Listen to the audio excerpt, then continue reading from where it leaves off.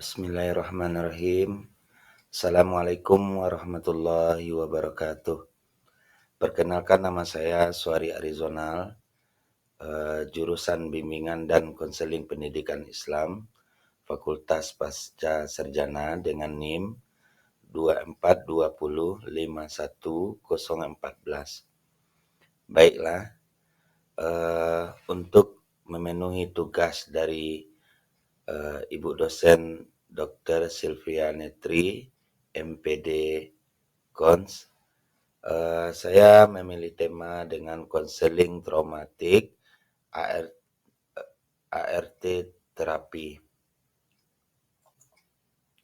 ART terapi atau disebut juga art terapi adalah salah satu bentuk terapi psikologi yang menggunakan ekspresi seni sebagai media komunikasi nonverbal dalam memproses konseling atau psikoterapi.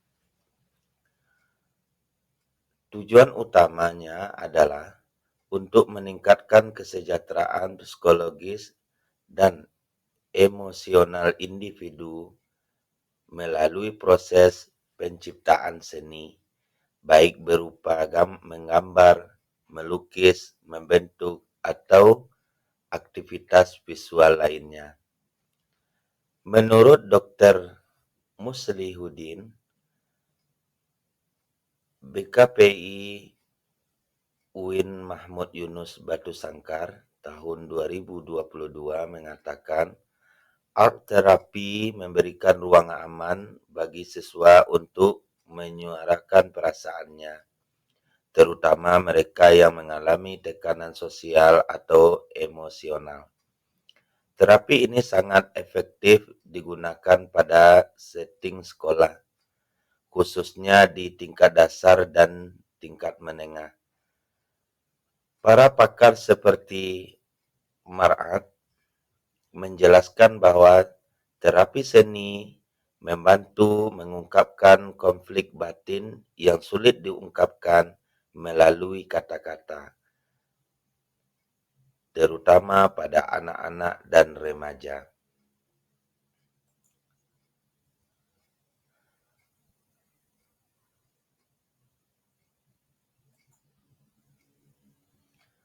Prosedur dan langkah-langkah art terapi dapat dibagi menjadi 6 prosedur atau langkah. Proses terapi seni dilakukan secara terstruktur namun fleksibel dan disesuaikan dengan kebutuhan serta karakteristik klien. Berikut langkah-langkah konkret dalam praktiknya. Yang pertama, asesmen awal atau identifikasi masalah dan kebutuhan siswa.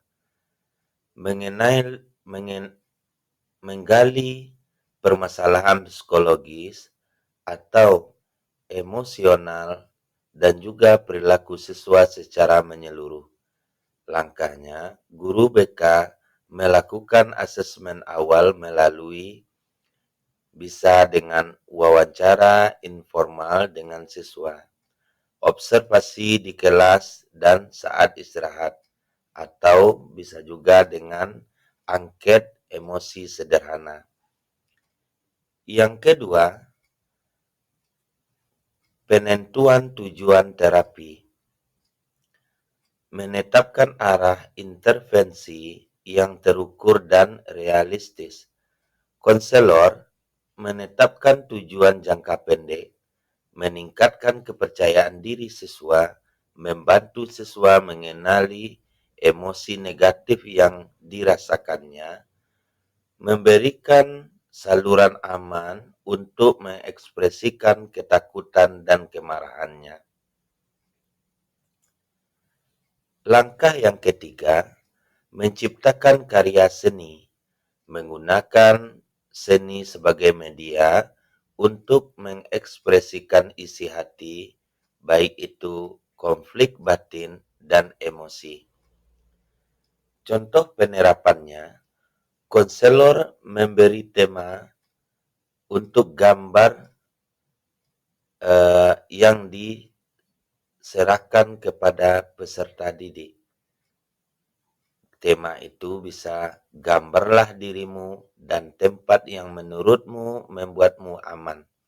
Siswa menggambar dirinya duduk sendirian di bawah pohon, jauh dari kerumunan teman-temannya, dan juga dapat memberikan warna dominan abu-abu dan biru.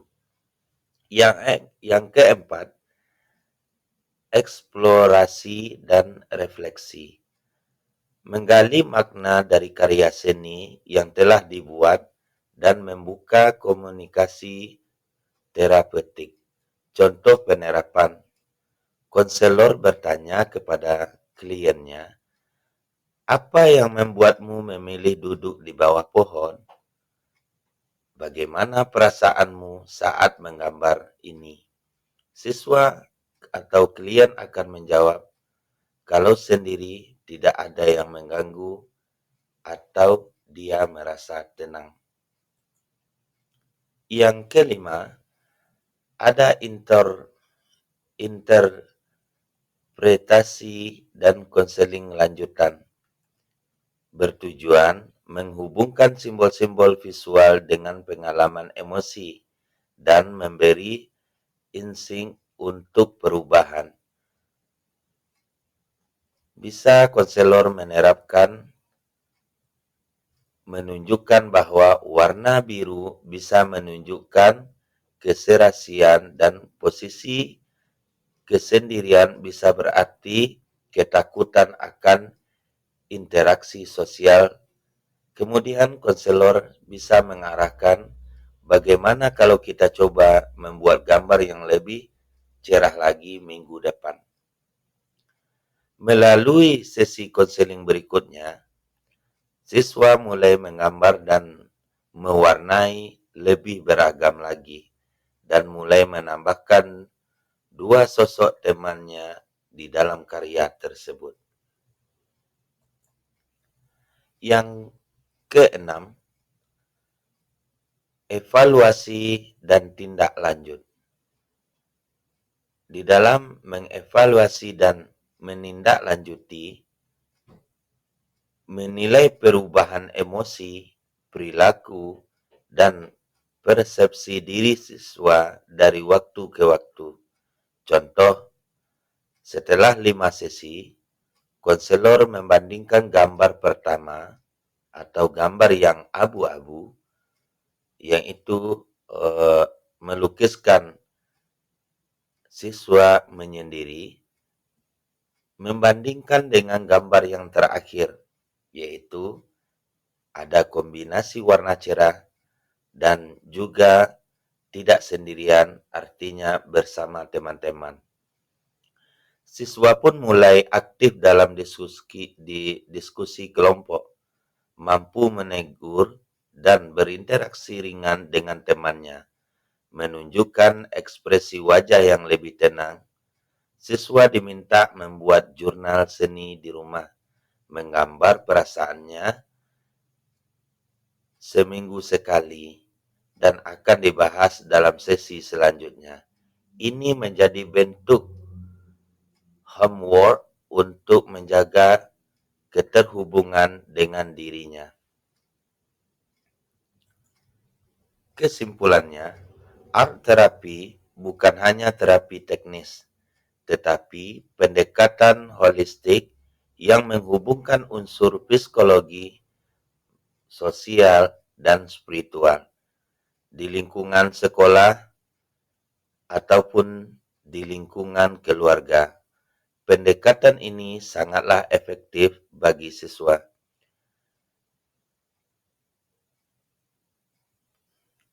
Dia juga sangat efektif untuk siswa yang kesulitan berbicara tentang emosinya, yang menjadi korban kekerasan atau trauma, yang memiliki hambatan sosial.